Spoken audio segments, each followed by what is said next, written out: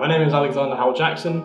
I'm studying Japanese studies, but I'm also taking a module in Portuguese with the MLTC. I chose to study Portuguese because my partner's family is actually from Madeira, so I wanted to be able to properly converse with them and also just get to see and experience a bit more of that culture. I also wanted to be able to, open myself up to new horizons and potentially live in that country or work in that country in the future. I thought it was really rewarding to be able to come out of every single class with a bit of new knowledge and a bit of new grammar that would help me express my ideas. I think the thing that helped me most with the language was not just taking a blasé attitude with it. I really dived in and grabbed the bull by its horns. I decided that I didn't want to just learn the language for the exams. I also wanted to learn it so that I had a good use of it after taking that module, and that I could potentially go to the country and be able to speak to people and be able to have conversations and make new friends. And I think that's the thing that's really important about taking a language. I think MLTC teaching style is definitely a really good way of giving you a good basis of the language. They're not just trying to drill in grammar points, they're not just trying to drill in vocab that you might not use, like pencil or ruler. They really want you to be able to speak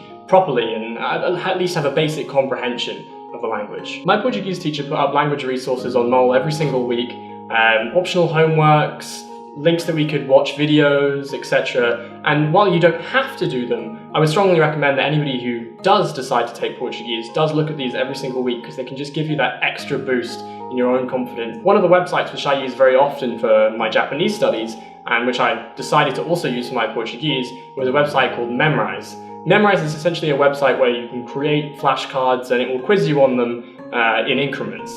And I think it's very useful because it just keeps vocabulary fresh in your mind. If you're somebody who's taking a very academic subject and you feel like maybe taking a language would be too much and would add too much to your workload, I'd like to say now that it's just definitely not. What you really need to do is just do 20 minutes, 30 minutes a day of language learning, and that will give you that edge that you need to do really well in your exams. Because they have different levels of difficulty for all different levels of study, it means that even if you are a beginner at French, or you're an intermediate French, or you're an advanced learner of Spanish or Portuguese, then you can just jump in right back where you were. I think the MLTC is a great resource. I think it's a great opportunity for anybody that wants a language just to get started. I mean, I would heavily suggest that somebody else did decide to take on another language, especially Portuguese, because there's a rich body of culture, and it's also just a bit more rewarding than taking, say, a module that you'll throw away all the knowledge in a month or 2 months, and this will stay with you for life, I think.